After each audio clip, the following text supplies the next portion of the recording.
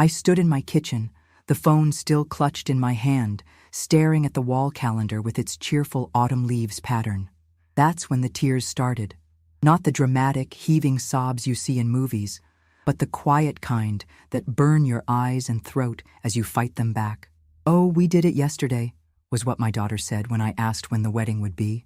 So I took a deep breath, counted to 10 like my late husband Thomas always advised during our 42 years together, and managed to say, "Congratulations, Emily. I'm happy for you both." The lie tasted bitter. I wasn't happy. I was devastated. My only daughter had gotten married without telling me, without inviting me, without even a phone call beforehand to say, "Mom, Kevin and I have decided to elope."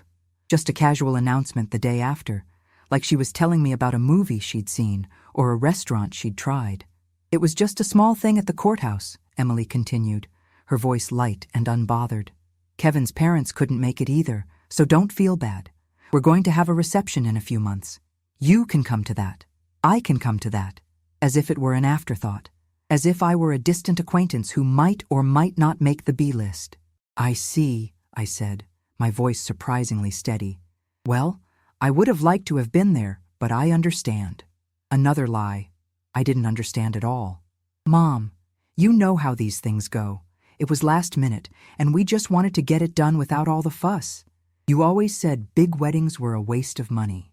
I had said that 30 years ago, when Emily was a child asking about my own simple wedding to her father. But context matters.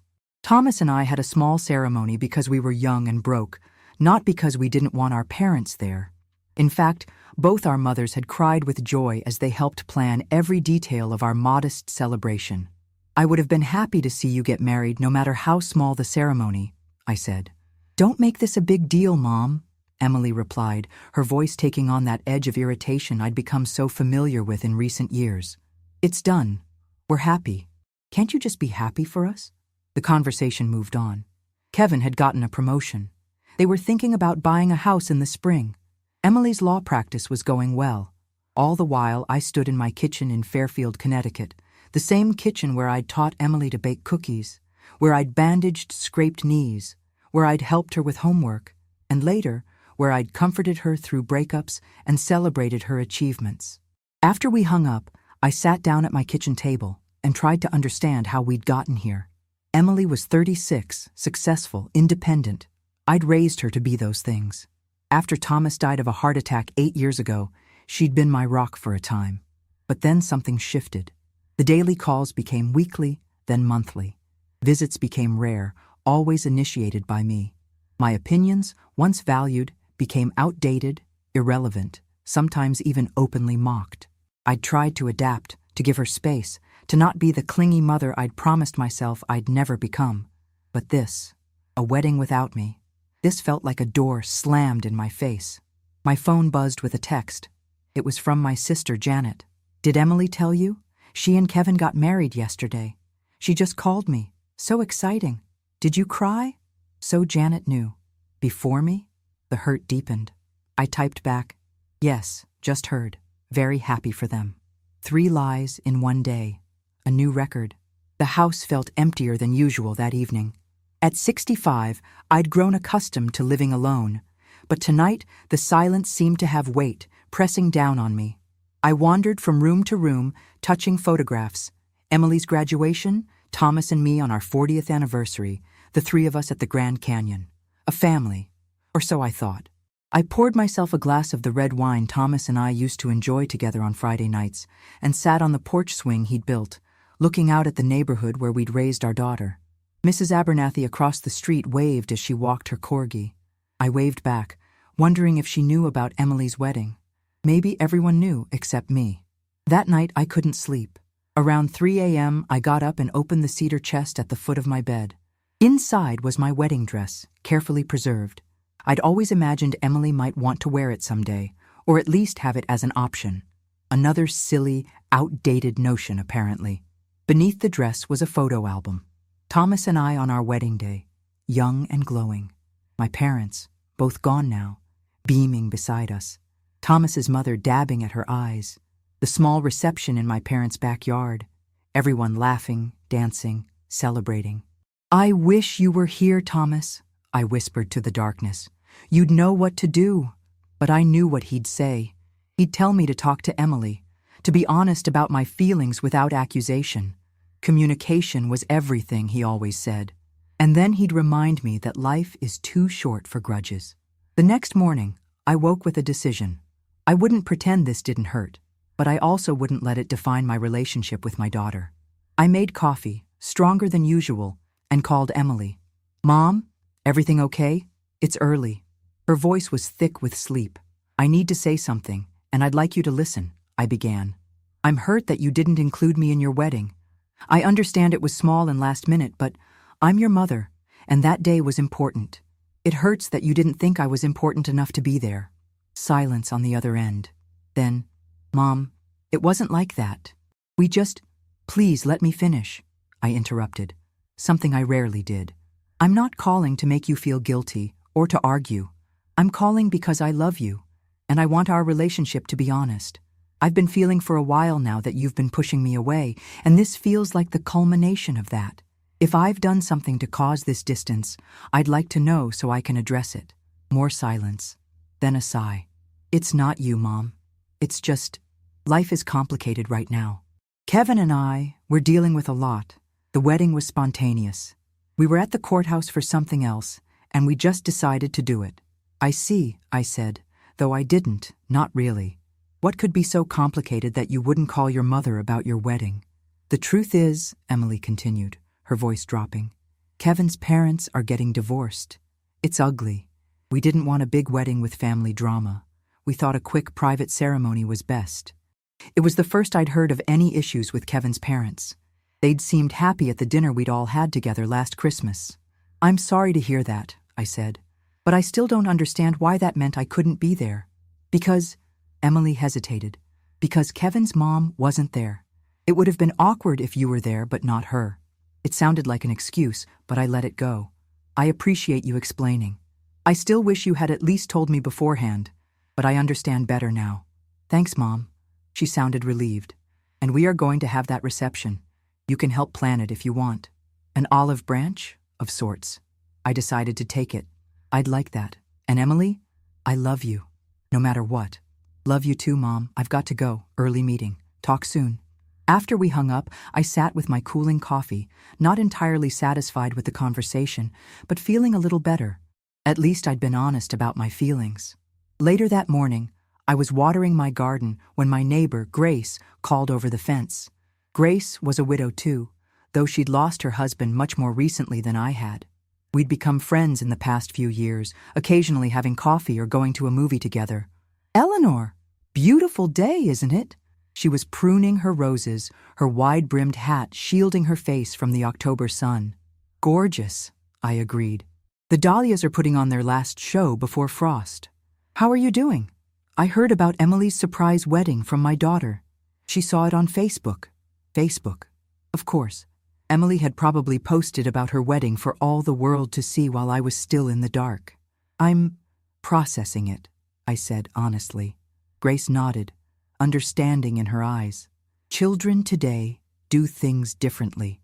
My son told me last month that his girlfriend is pregnant. They have no plans to get married. Times change." "Yes, they do," I agreed. "But some courtesies should remain, don't you think? Like telling your mother you're getting married before it happens?" "Absolutely," Grace said firmly. "Want to come over for coffee? I made banana bread." An hour later, sitting in Grace's sunny kitchen, I found myself telling her everything. Not just about the wedding, but about the growing distance I'd felt from Emily over the years. "I don't know what I did wrong," I confessed. "I tried to be supportive, without being intrusive. I didn't call too much or drop by unannounced. I respected her independence." "Maybe that's part of it," Grace suggested. "Maybe you've been so careful not to intrude that she thinks you're not interested." I hadn't considered that perspective. "But surely she knows I'd want to be at her wedding." "You would think so," Grace said. "But children can have strange blind spots about their parents. My daughter once told me she didn't invite me to her book club because she didn't think I liked reading. Me, I was an English teacher for 30 years. We both laughed, and it felt good to find humor in the situation, even if only briefly. "What are you going to do now?" Grace asked. Help plan the reception, I suppose. Try to rebuild the connection. That's a start, Grace agreed. But Eleanor, you also need to think about yourself. What do you want for your life, beyond being Emily's mother? It was a question I hadn't really considered since Thomas died. My identity had been so wrapped up in being a wife and mother for so long. When Thomas was gone, I'd poured even more of myself into being there for Emily, even as she seemed to need me less and less. I don't know, I admitted. I've been so focused on the loss of Thomas and now, in a different way, of Emily, that I haven't thought about what I might gain or create for myself. Well, said Grace, refilling my coffee cup, maybe it's time you did. That evening, I called my sister Janet. We'd always been close, though she lived in Arizona now, having moved there after her own divorce 15 years earlier. Janet, did you know about Emily's wedding before it happened? I asked without preamble. No, of course not, Janet said, sounding surprised. She called me right after she called you, I assume. Why would I know before you? Relief washed over me. At least I hadn't been the last to know. She just made it sound like, never mind. It's not important. Eleanor, what's going on? You sound upset.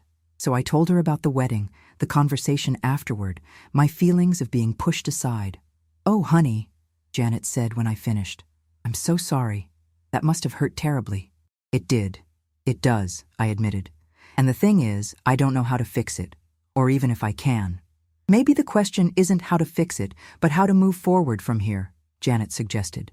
Emily is an adult making her own choices, even if they're choices that hurt you. You can't control that, but you can control how you respond and what you do with your own life.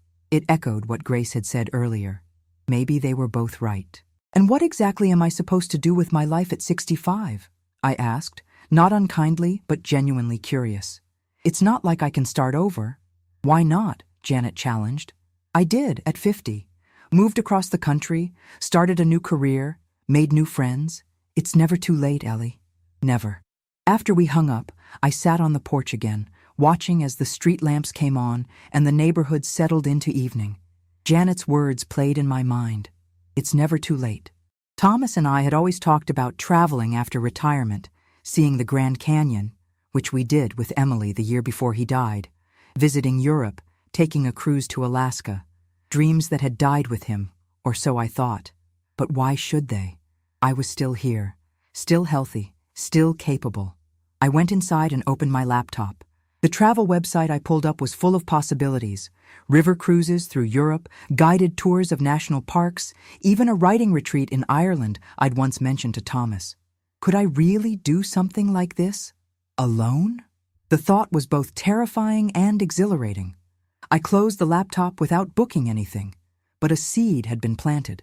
Maybe this hurt, this exclusion from one of the most important days of my daughter's life, could be the push I needed to start living my own life again, not just as Emily's mother or Thomas's widow, but as Eleanor Williams, a woman with her own dreams and desires.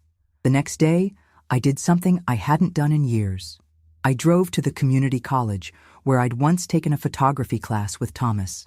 The fall catalog was just out, and I picked one up, flipping through pages of courses, everything from accounting to zoology. My eyes caught on one. Second Acts, Reinventing Yourself After 60. The description promised tools for discovering new passions and purposes in the third act of life. I registered on the spot. The class would start in 2 weeks. As I walked back to my car, I felt something unfamiliar stirring in my chest. Not just the ache of being left out of Emily's wedding, though that was still there. Something else. Something that felt, surprisingly, like hope. I wasn't ready to let go of my hurt about the wedding. I wasn't even sure if my relationship with Emily could ever be what I wanted it to be. But I was ready to consider that there might be more to my story than I'd thought. That perhaps, at 65, I wasn't just at the end of something, but at the beginning of something else entirely. That night, for the first time since the phone call about the wedding, I slept without dreams.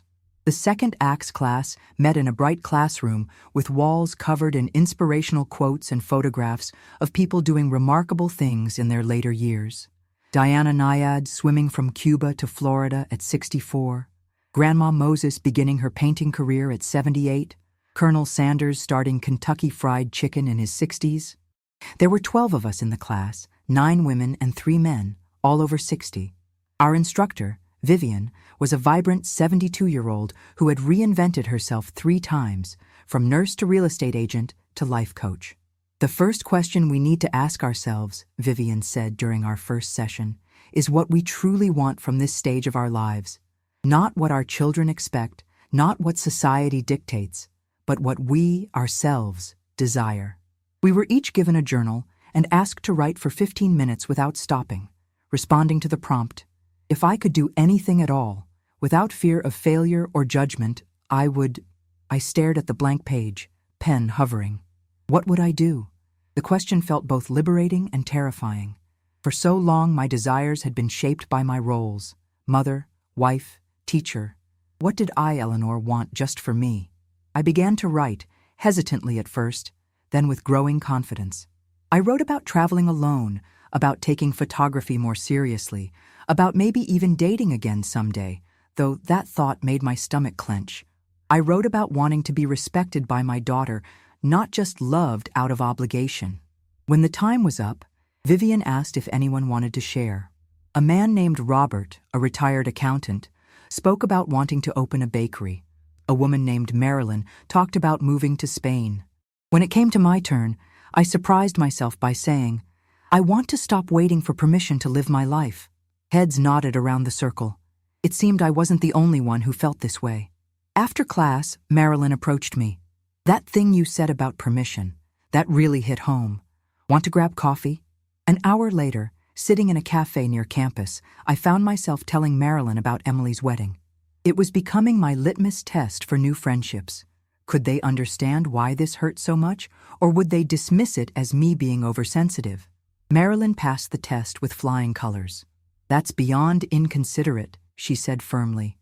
"I don't care how casual weddings are these days. You don't exclude your mother unless there's been some terrible falling out." "That's just it," I said. "There hasn't been. At least not from my perspective. We've drifted apart, but there was no fight, no dramatic break." "Sometimes those unspoken rifts are the hardest to bridge," Marilyn mused. "Have you talked to her about it since?" I told her about our conversation, about Emily's explanation regarding Kevin's parents. "And do you believe that's the real reason?" Marilyn asked, stirring her latte. "I don't know," I admitted. "It feels like an excuse, but I can't imagine why else she wouldn't want me there. I've always tried to be supportive of her relationship with Kevin." "Maybe it's not about you at all," Marilyn suggested. "Maybe it's about her own issues with commitment or family or something else entirely. People often project their own stuff onto their parents." It was a perspective I hadn't considered. Could Emily's decision have been about something going on with her that had nothing to do with me? When I got home, there was an email from Emily. "Mom, Kevin and I are thinking of having the reception on December 15th. Is that good for you? We're looking at venues in Boston." Boston, not Connecticut. Another choice that excluded me from the planning, that placed the event in her territory, not mine. But I remembered Marilyn's words. "Maybe it's not about you at all," and tried to respond with an open heart. "That works for me," I wrote back. "I'd love to help with the planning in any way I can. Maybe I could come up to Boston soon and we could look at venues together?" I hit send before I could second-guess myself. It was an olive branch, an attempt to bridge the gap without surrendering my own dignity. Emily's reply came the next morning. "That would be nice. How about the weekend after next? I'm swamped until then." Progress, of a sort. I marked the date on my calendar, October 26th, and felt a small spark of hope. In the meantime, I threw myself into my second acts class. Each session pushed us to think differently about our futures. We created vision boards, wrote letters to our younger selves, and developed actionable plans for pursuing new interests. I found myself increasingly drawn to the idea of travel. Not just casual vacations, but meaningful journeys. Solo travel seemed daunting, but Vivian introduced us to several group travel options specifically for seniors. "Remember," she told us, "courage isn't the absence of fear. It's feeling the fear and doing it anyway." The night before my trip to Boston, I called Janet for a pep talk. "I'm nervous," I admitted. "What if we can't connect? What if she keeps me at arm's length the whole time?" "Then you'll know where you stand," Janet said pragmatically. "But Ellie, go into this with an open mind. Listen as much as you talk. Try to understand where she's coming from without immediately defending yourself. When did you get so wise? I asked, only half joking. Divorce and distance, Janet replied. Both excellent teachers. I packed carefully for the trip. Casual but nice clothes for venue hunting, a small gift for Emily and Kevin, a handcrafted cutting board I'd found at a local artisan shop, and my new journal, which had become a companion of sorts. The train ride to Boston gave me time to reflect and prepare. I wrote in my journal, trying to articulate what I wanted from this visit. Connection, understanding. A way forward that honored both Emily's independence and my place in her life. It felt like a lot to ask from one weekend. Emily met me at the station, looking polished in a tailored coat and boots. We hugged, a bit stiffly, and she helped me with my bag. You look well, Mom, she said as we walked to her car. So do you, honey. Married life agrees with you. A flicker of something, discomfort, guilt, crossed her face. It's not that different, really. We lived together for 3 years before. Still, there's something about making it official, I said, then worried I was already veering into sensitive territory. But Emily just nodded. There is. It feels permanent. In the car, conversation flowed more easily as we discussed neutral topics. The unusually warm fall, a book we'd both read, the venues we would visit tomorrow. By the time we reached Emily and Kevin's apartment, I felt some of the tension in my shoulders ease. Kevin greeted me warmly, taking my bag and showing me to their guest room. Their apartment was lovely, exposed brick walls, tall windows, sleek modern furniture interspersed with vintage pieces. Very different from my traditional colonial in Connecticut, but beautiful in its own way. We thought we'd order in tonight, Emily said. There's a great Thai place nearby.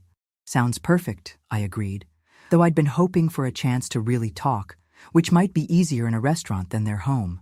Over dinner, Kevin kept the conversation flowing, asking about my second acts class and seeming genuinely interested in my tentative plans for travel. My mom did something similar after my dad died, he said. She joined a group that hikes different national parks. She's made great friends. Speaking of your parents, I ventured carefully, Emily mentioned they're going through a difficult time. I'm sorry to hear that. Kevin's face clouded. Yeah, it's been tough. Dad had an affair, Mom found out. Now they're both miserable and making everyone around them miserable too. That's why we decided to just get married quietly, Emily added. Every conversation about a wedding turned into this whole thing about who would come, who would sit where, whether they could be in the same room. It was easier to just do it, Kevin finished. I understand, I said, and I did, a little better now, though I still wish I could have been there. I know, Mom, Emily said, looking genuinely regretful for the first time. We handled it badly. I'm sorry. Her apology, simple as it was, helped dissolve some of the hard knot of hurt I'd been carrying. Thank you for saying that, I said softly. Later, after Kevin had gone to bed claiming an early meeting the next day, Emily and I sat in their living room with glasses of wine. Mom, she began, looking down at her glass rather than at me. There's something else I should tell you about why we got married so suddenly. My heart quickened. Oh? We're trying to have a baby.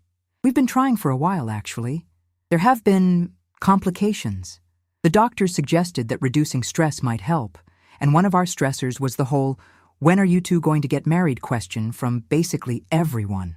I never pressured you about that, I said, a bit defensively. No, you didn't, Emily acknowledged, but Kevin's mom did, and some of our friends. It became this thing hanging over us, so we just decided to take it off the table. I see, I said, though new questions were forming. And you couldn't tell me this before? Emily sighed. Honestly, Mom, we're private people. The fertility stuff has been hard, and we're not really talking about it with anyone. I didn't want it to become a topic of conversation. I know you wouldn't intentionally, Emily interrupted, but you might have asked how it was going, or offered advice, or told me about someone else's miracle baby story. Everyone does. And right now, we just need to handle it in our own way. I took a sip of wine, considering this. It hurt that she thought I wouldn't respect her boundaries, but I could also see how overwhelming it might be to field well-meaning inquiries when dealing with something so personal and difficult. Thank you for telling me now, I said finally. And I promise I won't bring it up unless you do. But Emily, I hope you know that you can talk to me about anything, even hard things. I may not always get it right, but I will always try to listen and understand." Emily's eyes met mine, and I saw in them a vulnerability she rarely showed. "I know, Mom. I'm trying to be better at that, at talking about the real stuff." "Me too," I admitted. The next day, we visited 3 potential reception venues: a historic library, a waterfront restaurant, and a converted industrial space with soaring ceilings and exposed ductwork. Emily seemed to favor the industrial space, which surprised me. I'd always imagined her in something more traditional. "You don't think it's too edgy?" I asked as we walked through it. "That's what I like about it," she said. "It's unexpected, different." I looked around with fresh eyes, trying to see it as she did. The rough elements were balanced by warm lighting and the potential for greenery and flowers to soften the space. It could be quite beautiful, in a contemporary way. "I can see why you like it," I said honestly. "It has character." Emily looked pleased by my response. "We're thinking of a December theme, not Christmassy, but wintry, whites and greens, maybe some metallic accents." "That would work beautifully here," I agreed. "The height of the ceilings would let you do something dramatic with lighting."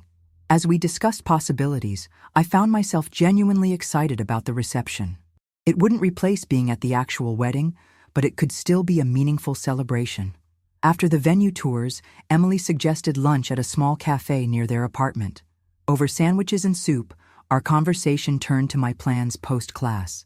"So you're really thinking of traveling?" Emily asked. "Where would you go first?" "I'm drawn to Ireland," I admitted. "Your father and I always talked about going. The writing retreat I mentioned combines travel with another interest." "You used to write poetry in college, right?" Emily asked. I remember Dad mentioning it once. I was touched that she remembered. "I did. Nothing serious, just for myself. But I've been thinking about starting again." "You should," Emily said. "I'd love to read your work sometime, if you'd want to share it." It was a small thing, this expression of interest in my life, but it meant a lot. For too long, our conversations had been superficial or focused on her life and career. This felt like the beginning of a more balanced relationship. That evening, Kevin suggested we all go to dinner at a new restaurant he'd been wanting to try. The place was lively but not too loud, with an innovative menu that prompted conversation about food and travel and experiences. I watched Emily and Kevin together, noticing the small gestures of affection between them. His hand on the small of her back as they walked, the way she automatically passed him the bread he was reaching for without him having to ask. They were in sync, these two. Whatever their reasons for marrying as they did, their connection was evident.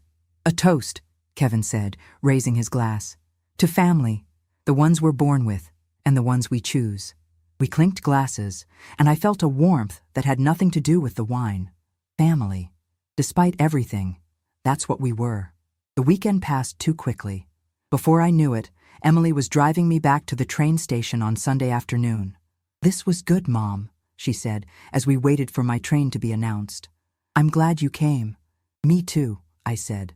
And I meant what I said. I want to help with the reception planning in any way I can, even from a distance. "Actually," Emily said, "I was thinking maybe you could help with the flowers. You've always had a good eye for arrangements."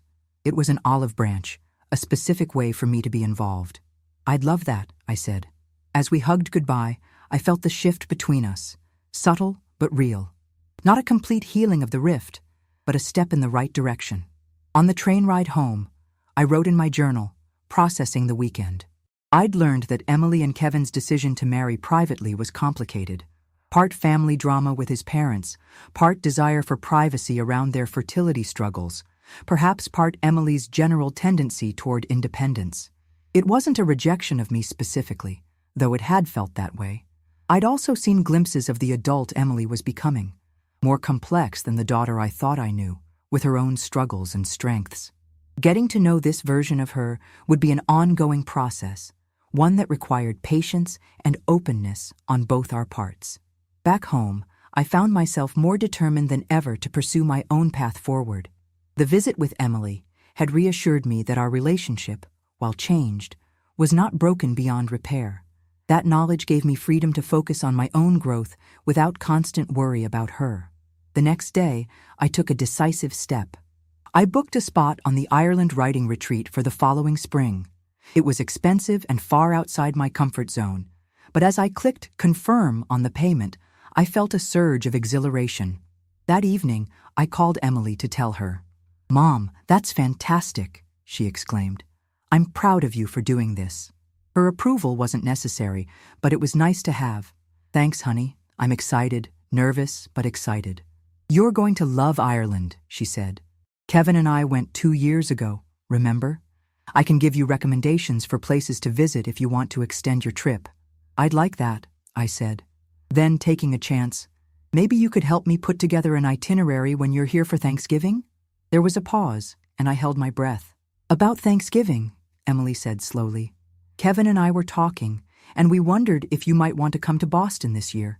His mom will be alone since his dad moved out, and we thought maybe you'd both like to not be alone for the holiday."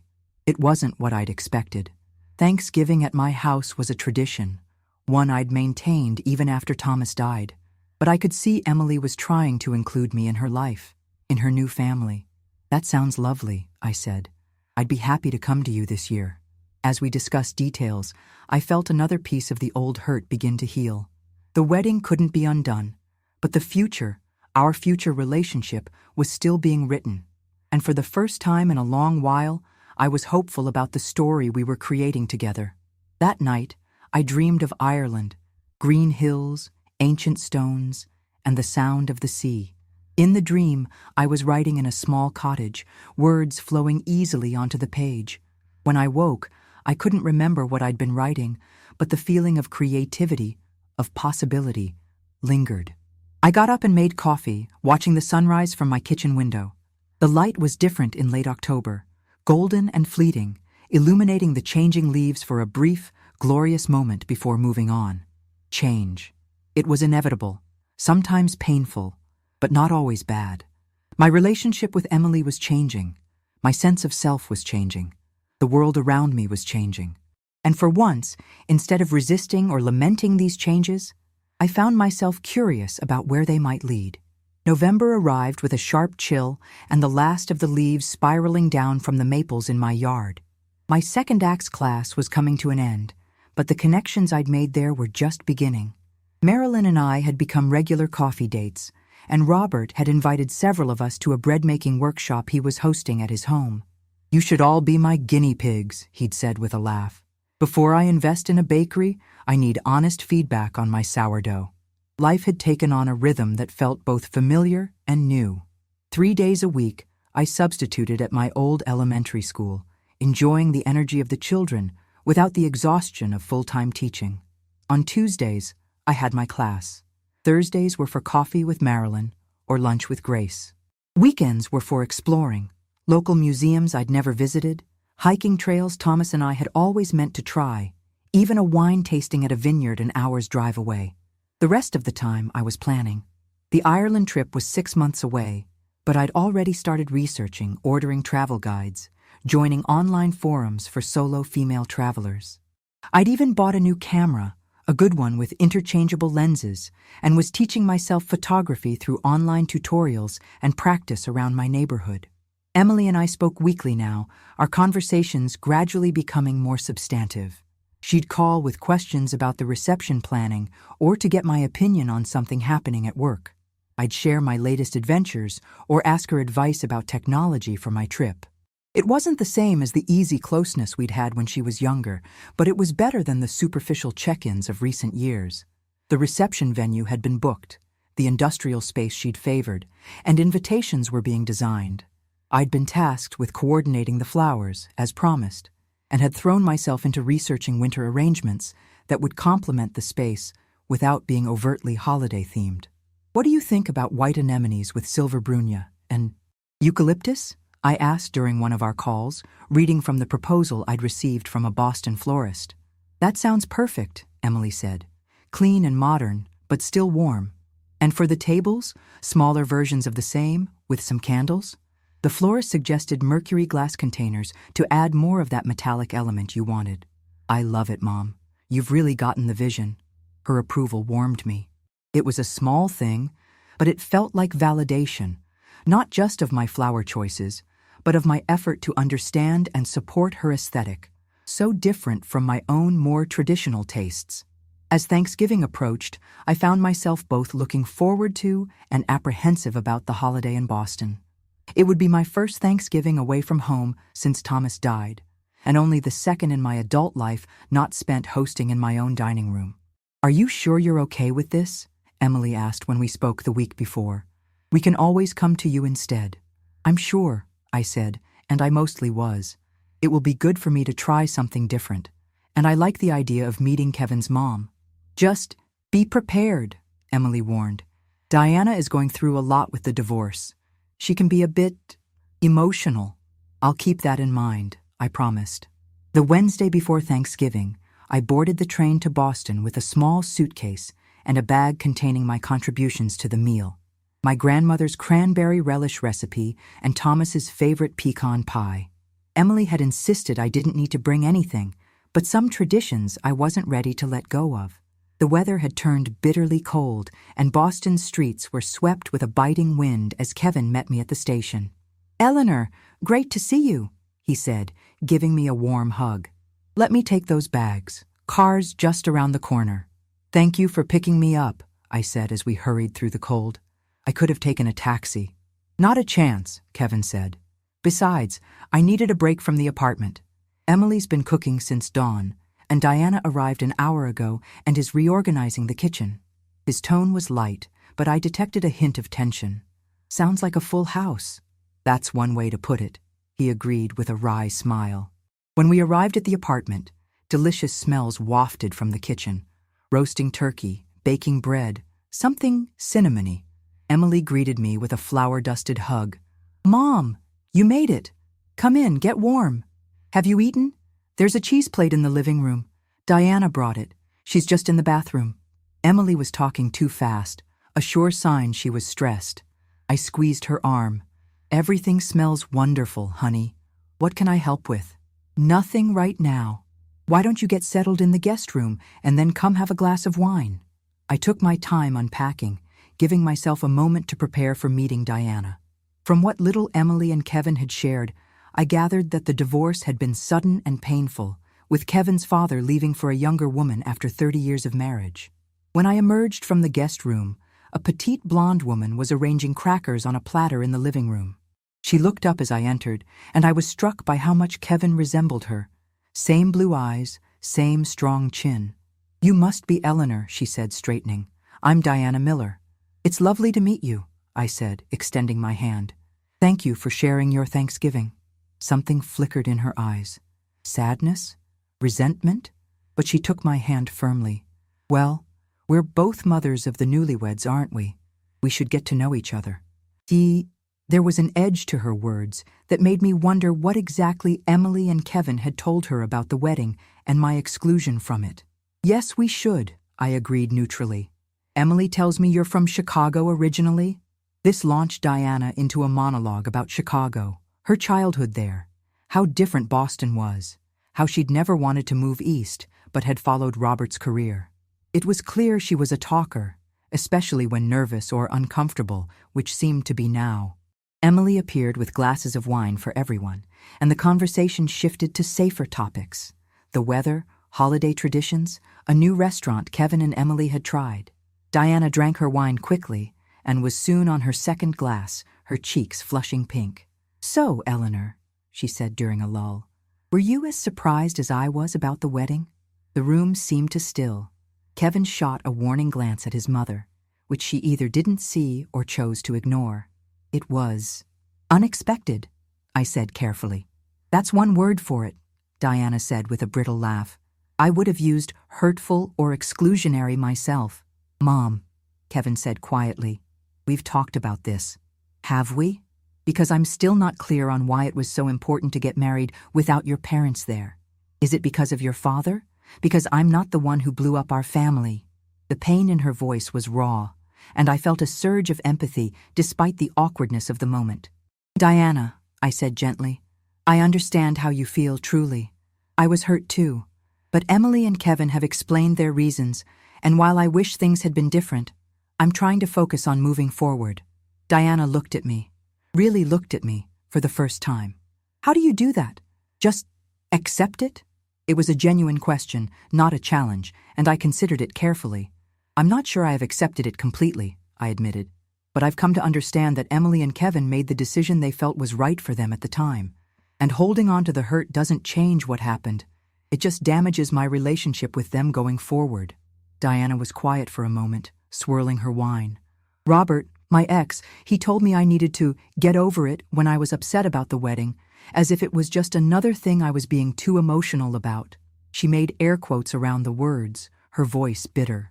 Well, he's wrong, I said firmly. Your feelings are valid. Being hurt doesn't make you too emotional. It makes you human. Diana's eyes welled up, and she blinked rapidly. Thank you for saying that. The tension in the room eased somewhat, and Emily gave me a grateful look. The rest of the evening passed more smoothly. Diana was still prone to abrupt emotional statements, especially as she continued to drink, but the initial confrontation seemed to have cleared the air a bit. By the time we all retired for the night, a tentative truce had been established. In the guest room, I called Janet to wish her a happy Thanksgiving Eve. How's it going? She asked. Family drama yet? Some, I admitted, keeping my voice low. Kevin's mother is having a hard time with both the divorce and being excluded from the wedding. Can't say I blame her. But you're handling it with your usual grace, I'm sure, Janet said. I'm trying. It helps that I've had a little more time to process it all, and honestly, seeing her pain makes me realize I've made progress with my own. That's my wise big sister, Janet said warmly. Now get some sleep. Tomorrow you'll need all your diplomatic skills for the dinner table politics. She wasn't wrong. Thanksgiving Day dawned bright and cold, and by noon the small apartment was warm, with cooking and buzzing with the energy of 4 people trying to prepare a feast in a kitchen designed for 2. Diana and I had been assigned pie duty, working side by side at the counter while Emily wrestled with the turkey and Kevin mashed potatoes. You're good at this, Diana observed as I crimped the edge of an apple pie. I always use the pre-made crusts. My mother taught me, I said. And then I taught Emily, though I'm not sure she remembers. I remember, Emily called from across the kitchen. But I also remember the great pie disaster of 2010 when I tried to make Dad's birthday pie and it turned into a charred mess. We all laughed, and I felt a wave of nostalgia for those simpler days when Emily was still at home and Thomas was still alive. But the feeling wasn't as painful as it once would have been, more bittersweet than aching. Kevin's father never cared about cooking, Diana said, her hands busy with measuring cups. He'd eat anything as long as it was ready when he wanted it. I noticed Kevin's shoulders tense, but he didn't respond. Thomas loved to cook, I offered, changing the subject slightly. He made the best spaghetti sauce, secret family recipe from his Italian grandmother. Did you cook together often? Diana asked. All the time. It was our thing on Sunday afternoons. Music playing, glass of wine, making something that would fill the house with good smells. That sounds lovely, Diana said, a hint of wistfulness in her voice. It was, I agreed. I miss it. Do you think you'll ever... Diana hesitated. Date again? Or is that too personal a question? It's okay, I said. And I don't know. For a long time, I couldn't imagine it. Thomas and I were together since college. But lately, I've been thinking it might be nice to have someone to share things with again. Across the kitchen, Emily paused in her turkey basting, looking at me with surprise. I realized I'd never expressed this thought to her before. Anyone specific in mind? Diana asked, a hint of mischief in her eyes. I laughed. No, not yet, but I'm open to the possibility. That's new for me. Good for you, Diana said, and there was genuine warmth in her voice. When we finally sat down to dinner, the table beautiful with Emily's elegant place settings and my carefully arranged flowers, I felt a sense of rightness despite the unfamiliar surroundings. This new blended family, my daughter and her husband, his wounded mother, me with my slowly healing heart, was imperfect, but real. Kevin proposed a toast. To family in all its complicated, messy, wonderful forms. To family, we echoed, glasses clinking. The conversation flowed surprisingly easily through. Dinner. Diana shared stories about Kevin's childhood antics, and I countered with tales of Emily's elementary school plays and science fair disasters. Emily and Kevin exchanged amused glances as their mothers bonded over embarrassing their children. It wasn't until dessert that Diana, who had been steadily drinking wine throughout the meal, returned to more difficult territory. "I filed the divorce papers last week," she announced abruptly. "Robert wanted to wait until after the holidays, but I told him he gave up the right to dictate timing when he moved in with Brittany." Kevin reached over and squeezed his mother's hand. "I'm proud of you, Mom. I know that wasn't easy." "It wasn't," Diana agreed, her voice thick. 32 years of marriage, finished with a signature. She looked up, her eyes shining with unshed tears. "How did you do it, Eleanor? After Thomas died? How did you start over?" The question caught me off guard. I took a sip of water, gathering my thoughts. "It's different, losing someone to death versus divorce," I said carefully. "I didn't have to deal with betrayal or anger, just grief. But the starting over part," I paused. "That was hard, is hard. I'm still figuring it out." "But you are figuring it out," Emily said softly. "Look at you, Mom. Your class, your travel plans, your photography. You're building something new." Her recognition of my efforts touched me deeply. "I'm trying," I said. "Some days are better than others." "That's all any of us can do," Kevin said, looking at his mother. "Try to move forward, one day at a time." Diana nodded, wiping her eyes. "I'm sorry for being such a downer on Thanksgiving." "You're not," Emily assured her. "You're being real, and we appreciate that." After dinner, while Emily and Kevin tackled the dishes, Diana and I took mugs of coffee to the small balcony off the living room. The night was cold but clear, stars visible despite the city lights. "Thank you," Diana said, after we'd been sitting in companionable silence for a few minutes. "For what?" "For not hating me for bringing down the mood. For understanding. For—" She hesitated. "For being the kind of mother-in-law my son is lucky to have." "You're too kind," I said. "I'm just muddling through like everyone else." "But you do it with grace," Diana insisted. "I've been so angry since Robert left. Angry at him, at the other woman, even at Kevin and Emily for their happiness. It's exhausting." "Anger is part of grief," I said. "I was angry too after Thomas died, angry that he left me, angry at the world for continuing to turn without him. It didn't make sense, but emotions rarely do." "How long did it last?" Diana asked. "The anger." I considered this. "It still comes back sometimes, especially on anniversaries or when I see something he would have loved. But it doesn't consume me anymore. It visits, then leaves." Diana looked out at the city lights. "I hope I get there someday." "You will," I said, and I believed it. The rest of the weekend passed quickly. Friday was spent exploring Boston. The four of us bundled against the cold as we walked the Freedom Trail and stopped for lunch at a historic tavern.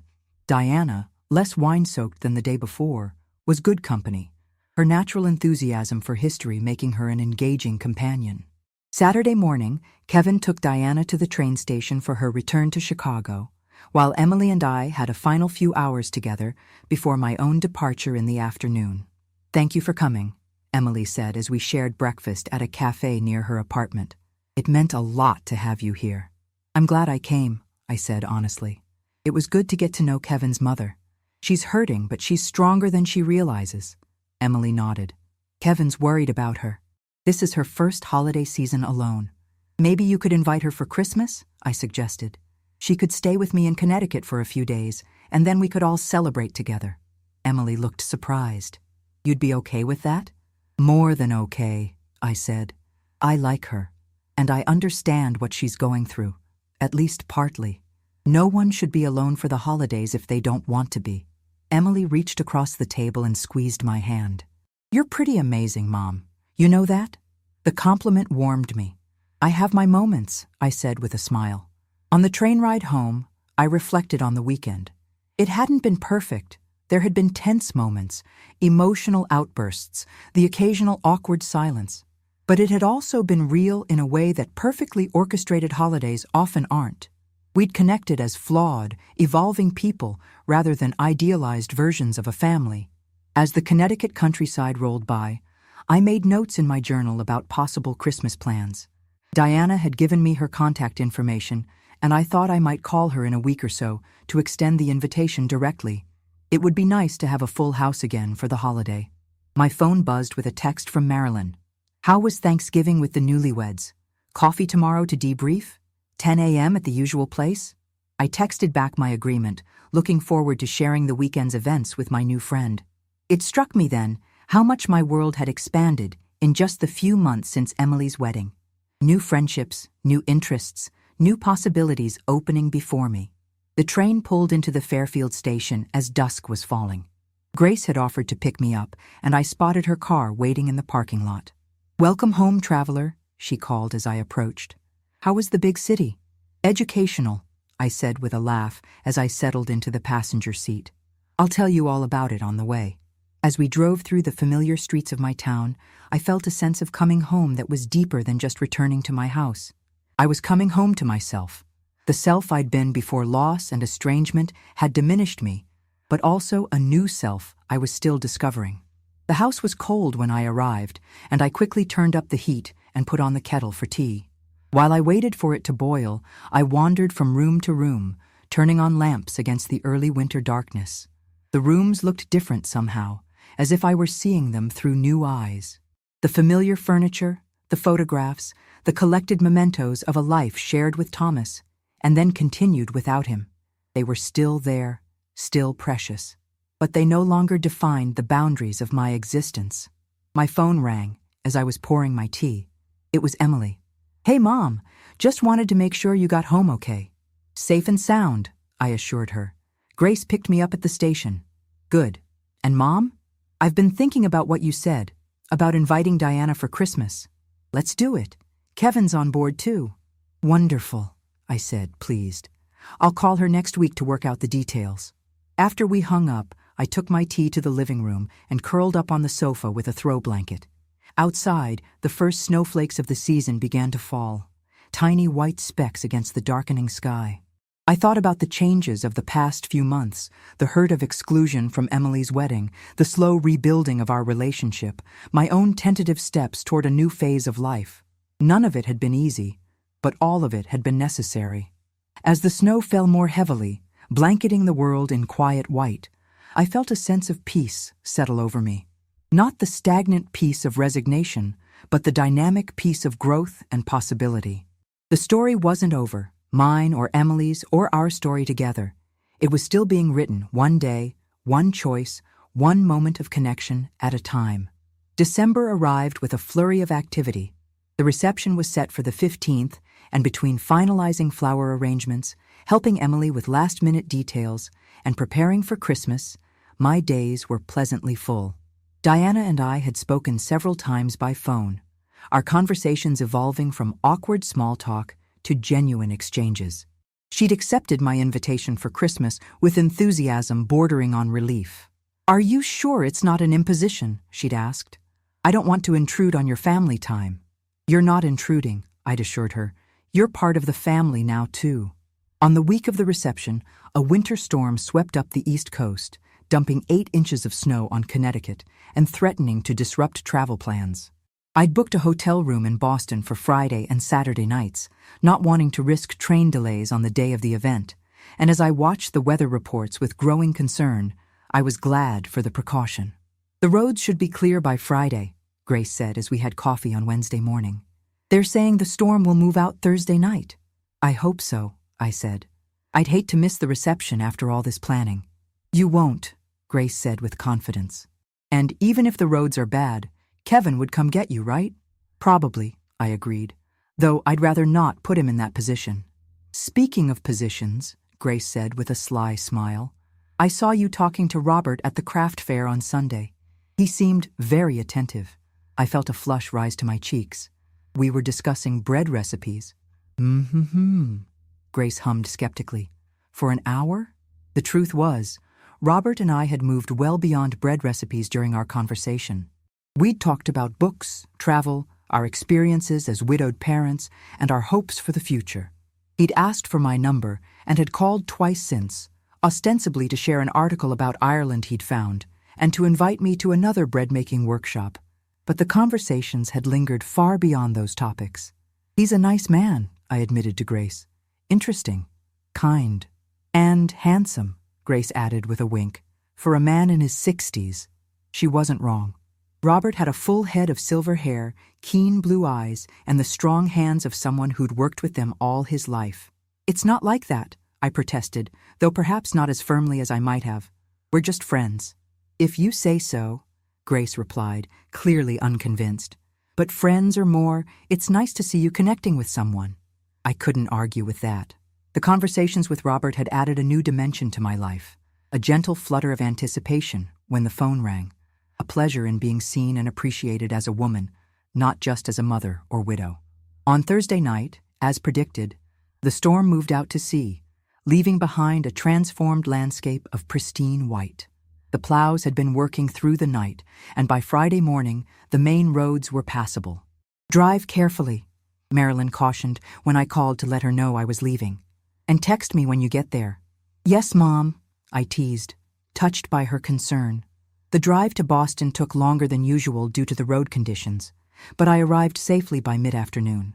The hotel was in the heart of the city, just a few blocks from Emily and Kevin's apartment, and after checking in, I texted Emily to let her know I'd arrived. "Great, we're at the venue with the decorator. Want to join us?" An hour later, I stood in the industrial space, now transformed with greenery, twinkling lights, and sheer white fabric draped from the high ceiling. The effect was magical, a winter wonderland that was sophisticated rather than kitschy. "It's beautiful," I told Emily, who was conferring with the decorator about table placements. "Even better than I imagined." "The flowers arrived," she said, leading me to a cooler where the arrangements were being stored. "They're perfect." "Mom, exactly what I wanted." The white anemones were indeed stunning against the silver and green accents. I felt a surge of pride at having contributed this element to the celebration. Kevin joined us, his arm sliding naturally around Emily's waist. "What do you think, Eleanor? Will it do for a wedding reception?" "It's spectacular," I said honestly. "You two have created something really special here." "We had help," Emily said, squeezing my hand. "I couldn't have done the flowers without you." It was a small acknowledgement, but it meant the world to me. My exclusion from the wedding itself still hurt, but this, being part of creating a beautiful celebration for them, helped heal that wound. "What time is Diana arriving tomorrow?" I asked as we left the venue. "Her flight gets in at noon," Kevin said. "I'm picking her up from the airport." "She's staying at the same hotel as you," Emily added. "We thought that might be nice. You'll have company for breakfast on Sunday." The thoughtfulness of the arrangement touched me. A few months ago, I wouldn't have believed Emily capable of such consideration. We were both growing, it seemed. Back at the hotel, I ordered room service and called Janet to update her on the reception preparations. "It sounds wonderful," she said. "I wish I could be there." "Me too," I said. "But I understand why the cross-country trip is too much right now." Janet had recently had knee surgery and was still in the early stages of recovery. "I'll expect lots of pictures," she said. "And speaking of pictures, I saw on Facebook that you've been learning photography. Your Autumn Leaves series was stunning." "Thanks," I said, pleased by the compliment. "It's been fun to learn something new." "That's what I like to hear," Janet said warmly. "My sister, the Renaissance woman." After we hung up, I spent some time organizing my outfit for the reception. A deep emerald green dress I'd bought specially for the occasion, with a silk wrap in a complementary shade. It was more fashion-forward than my usual style, but when I'd tried it on in the store, something about its elegant simplicity had felt right. I was just hanging it up to let the wrinkles fall out when my phone rang. It was Robert. "Eleanor, hello," he said, his voice warm. "I wanted to wish you a good weekend." "You're in Boston for the reception, right?" "I am," I confirmed, oddly touched that he'd remembered. "Just got in a few hours ago."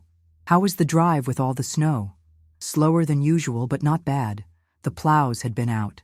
We chatted about the weather, the reception preparations, his latest bread experiment, a cranberry walnut loaf that had, he reported ruefully, turned out dense enough to use as a doorstop. "I was wondering," he said after a brief pause, "if you might like to have dinner when you get back? Sunday evening, perhaps? I found a little Italian place in Westport that's supposed to be excellent." It took me a moment to realize he was asking me on a date. An actual date, not just coffee or a casual group event. "I'd like that," I heard myself say. "Sunday would be perfect." "Wonderful," he said, and I could hear the smile in his voice. I'll pick you up at 7? After we hung up, I sat on the edge of the hotel bed, a mixture of excitement and trepidation swirling in my chest. It had been over 40 years since I'd been on a first date. The prospect was both thrilling and terrifying. "What are you doing, Eleanor?" I asked my reflection in the mirror. But the woman looking back at me didn't seem uncertain or afraid. She looked alive, her eyes bright with anticipation. The next morning, I met Emily for brunch at a cafe near the hotel. She was vibrant with pre-reception excitement, her conversation jumping from topic to topic. The final head count, the weather forecast, clear and cold, perfect for a winter celebration. The string quartet they'd hired for the first hour. "Kevin's picking Mom up now," she said, checking her phone. "They should be here in about an hour. Then we all need to be at the venue by 4 for photographs before guests arrive at 6. "It's going to be a beautiful evening," I said, reaching across the table to still her fidgeting hands. "Everything is ready, just enjoy it." Emily took a deep breath. "You're right, I'm overthinking it. It's just, I want it to be perfect." "It will be wonderful," I assured her. "But perfect is overrated. Sometimes the imperfect moments are the ones we remember most fondly." She looked at me thoughtfully.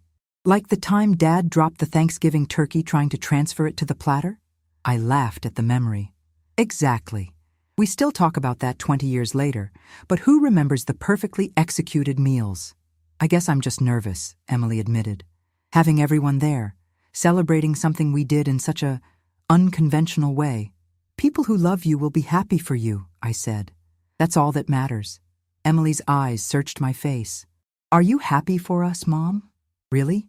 "I am," I said, and I realized it was completely true. I wish I could have been at the actual wedding, but I understand now why you did it the way you did, and I'm just grateful to be here for this celebration. Emily's eyes welled up. "Thank you for understanding, and for everything you've done to help with the reception. It means so much to have your support." We hugged across the table, drawing amused glances from nearby diners, but I didn't care. This moment of genuine connection with my daughter was worth any amount of public embarrassment. Diana and Kevin joined us as we were finishing our coffee. Diana looked better than she had at Thanksgiving. Less fragile, her smile more genuine. She hugged me warmly. "Eleanor, so good to see you. Isn't this exciting?" Her enthusiasm was infectious, and as the 4 of us walked back to the hotel together, I felt a surge of joy at being part of this unlikely family unit. The hours before the reception passed in a flurry of activity, getting ready in my hotel room, meeting Emily and Kevin for photographs, along with Kevin's father, who had flown in from Chicago with his new girlfriend, creating some awkward moments that Diana handled with surprising grace. And finally, arriving at the venue as the early evening darkness settled over the city. The space looked even more magical than it had the day before, now filled with the soft glow of hundreds of candles and the gentle music of the string quartet. Guests began to arrive. Friends and colleagues of Emily and Kevin, extended family members who hadn't been at the courthouse ceremony, neighbors from both Boston and Connecticut. I found myself acting as an unofficial co-host with Diana, greeting people warmly, making introductions, sharing anecdotes about the newlyweds. It felt right somehow, the 2 mothers united in celebration rather than shared hurt. "They look happy, don't they?" Diana murmured, as we watched Emily and Kevin greeting guests, their bodies instinctively oriented toward each other, even as they conversed with others. "They do," I agreed. "They're good together." "I wasn't sure at first," Diana admitted. "I thought Emily was too ambitious, too focused on her career. I worried she wouldn't make time for a real relationship, and I worried Kevin might not be strong enough to stand up to Emily's sometimes overwhelming personality," I confessed. "But they balance each other perfectly." Diana nodded. "They do. Better than Robert and I ever did." She glanced across the room to where her ex-husband stood with his girlfriend, a woman who looked to be in her early 40s, attractive in a polished, corporate way. "You know what the strange thing is? I'm starting to feel grateful." "Grateful?" I asked, surprised. "For the divorce," Diana clarified. "Not for how it happened. That was cruel and unnecessary, but for the fact that it happened. I was sleepwalking through my life, defining myself solely as Robert's wife. Now I have to figure out who Diana is, on her own terms." I understood exactly what she meant. "It's terrifying," I said, "but also exhilarating." Exactly, Diana said, her eyes bright. I've signed up for a watercolor class in January. I haven't painted since college. That's wonderful, I said. I'm starting a travel writing course next month to prepare for my Ireland trip. Look at us, Diana said with a laugh, having second acts. Better late than never, I replied, clinking my champagne glass against hers. The reception unfolded beautifully. Dinner was served, toasts were made, including a heartfelt one from me that had Emily wiping away tears, and the small dance floor filled with couples swaying to the music that had replaced the string quartet. I was watching from the sidelines when Kevin approached me. "May I have this dance, Eleanor?" he asked, extending his hand. "I'd be honored," I said, allowing him to lead me onto the floor. As we danced, Kevin spoke quietly. "I want to apologize again for how we handled the wedding. It wasn't fair to you or to my mom." "Water under the bridge," I assured him. "Today is what matters." "Still, I want you to know that I value you as family," Kevin said. "And I promise to do better at including you in our lives going forward." "I appreciate that," I said, genuinely touched. "And Kevin, I couldn't have asked for a better partner for Emily. You bring out the best in each other." His smile was worth every moment of hurt I'd experienced. "Thank you. That means everything, coming from you." Later I danced with Emily too, both of us laughing as we tried to avoid stepping on each other's toes. "Remember teaching me to dance for junior prom?" Emily asked. "We practiced for hours in the living room. You kept counting out loud," I recalled. 1, 2, 3, 1, 2, 3. "And Dad kept telling me to feel the music, not count it," Emily said, her expression softening at the memory. "I miss him, especially today." "He would have loved all of this," I said, "and he would have been so proud of you." "Of both of us," Emily corrected. "He always said you were the strongest person he knew." He was right. The moment was perfect in its imperfection. Joy mingled with the bittersweet absence of Thomas, the celebration of a new beginning shadowed by the acknowledgement of what had been lost. But isn't that life, I thought? The beautiful and the painful, inextricably woven together. As the evening wound down, Emily and Kevin prepared to leave. They weren't taking a formal honeymoon, having already traveled extensively together, but they were spending a few days at a luxury hotel in downtown Boston, a mini honeymoon of sorts. "Don't forget we're all having brunch tomorrow before you head back to Connecticut," Emily reminded me as we hugged goodbye. 11 o'clock at the hotel restaurant. "I'll be there," I promised, with Diana. After they left, the party began to disperse. I helped with some minimal cleanup, collected the top tier of the cake to be frozen, another tradition Emily had wanted to honor, and shared a taxi back to the hotel with Diana. "What a night," she sighed as we rode through the quiet city streets. "I don't think I've danced that much in years." "Me neither," I said, my feet aching pleasantly in their unaccustomed heels. "It was wonderful, though, wasn't it?" "Perfect," Diana agreed. "And I'm looking forward to Christmas at your place." "Thank you again for inviting me." "I'm glad you're coming," I said. "It will be nice to have a full house again." In my hotel room, I kicked off my shoes and sat on the edge of the bed, too wired to sleep despite the late hour. The evening played through my mind. The beautiful venue, the heartfelt toasts, the dancing, the conversations with old friends and new. But most of all, the moments of connection with Emily, the sense that we were finding our way back to each other, changed but unbroken. I took out my journal and wrote, trying to capture the emotions of the day while they were still fresh. I wrote about Emily and Kevin, about Diana's surprising resilience, about the bittersweet joy of celebrating this milestone without Thomas. And I wrote about myself, about the woman I was becoming, so different from the one who had stood in her kitchen just a few months ago, devastated by the news of her daughter's secret wedding. That woman had felt diminished, sidelined, unsure of her place in her daughter's life or her own future. The woman writing now felt expanded, awakened, curious about what might come next. The next morning, brunch with Emily, Kevin, and Diana was relaxed and happy, all of us a little tired but glowing with the success of the reception. We lingered over coffee, no one in a hurry to end the weekend. "We should do this again," Kevin suggested. "Maybe a family vacation next summer, a beach house somewhere." "I'd love that," I said, touched by the inclusion in their future plans. "Me too," Diana agreed. "Though I may bring a gentleman friend if that's all right. There's a man in my condo building who's been asking me to dinner." "Mom!" Mom, Kevin exclaimed, clearly surprised. That's great. Don't look so shocked, Diana said, laughing. I'm divorced, not dead. As we teased Diana for details about her potential suitor, I thought about my own dinner plans with Robert that evening. Life was full of surprises, it seemed. The goodbyes were warm, but not sad. We would all see each other again at Christmas, just 2 weeks away. As I drove back to Connecticut in the clear winter sunshine, I felt a profound sense of contentment.